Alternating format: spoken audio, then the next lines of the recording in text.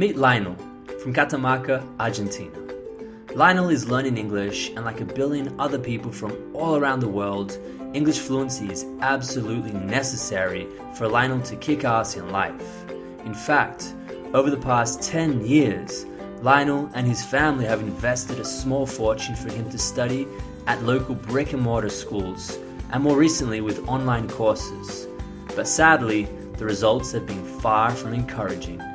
Sure, he went through the motions, learning and relearning a lot of grammar rules, but unlike a few of his more fortunate classmates who studied abroad, Lionel never had an opportunity to use English for its true purpose, which is to communicate with real people across cultures in authentic, real-world environments. In fact, Lionel was so frustrated that he had all but given up on English fluency. That is, until he discovered RealLife English, which for the first time ever, thanks to the Real Life blog, podcast, and global community, took his learning out of the dry and boring teacher-centered classroom and made it fun, natural, and social. And now he's made friends with learners and speakers from all around the world with the brand new Real Life Global platform, which we will be opening to public beta next week. Let's take a look at one of Lionel's most recent experiences. Hi. What's up, man? Leonel. Yeah, it's me, Lionel. How are you doing? I'm doing great, man. I'm doing great. I'm happy to talk to you. Kevin, what's the coolest place you've ever been to? Oh, good question. Different kinds of tourist places, like some parks. There are some loads of bars, because here it's not so common to have pubs, but in general have loads of bars. There are some museums. Who have you been chatting with before me? Today I was talking with Kevin. Okay. And with Justin Chat. Teacher at a high school. Yeah. And The coolest place I've ever been to was probably Thailand. For me, it was cool because the people were very nice and friendly. The culture was crazy and very different. the city where I live, here in Catamarca, in Argentina, it's in the northwest side of Argentina.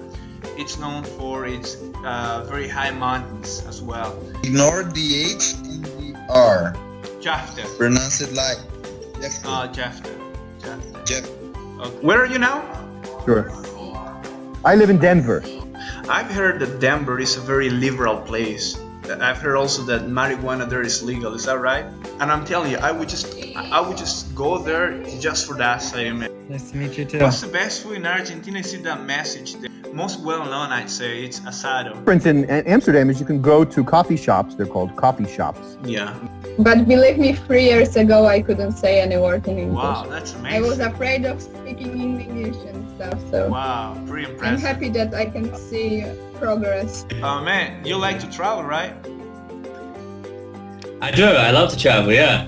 Cool, man. Where have you traveled to? You like to travel? I like to travel too. Yeah. Unfortunately, I haven't traveled outside South America so far.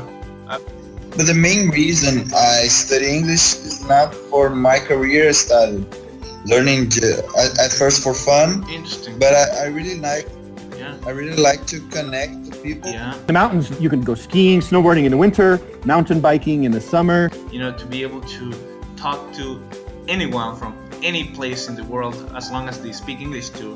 So because that's the language you have to speak if you want to connect with people. How long have you been a vegetarian for? I'm curious too, now that you've mentioned that you've been to Spain.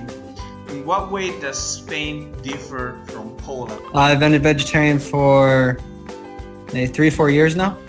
Leonel, I'm going to show you here. You can see this is off my balcony. Awesome. I'm up on Yeah. top. And you can see in the background there's some mountains. About 11 p.m. they had the dinner. Meals are really spicy. Oh, really? Okay, man. Awesome. See you around, man. I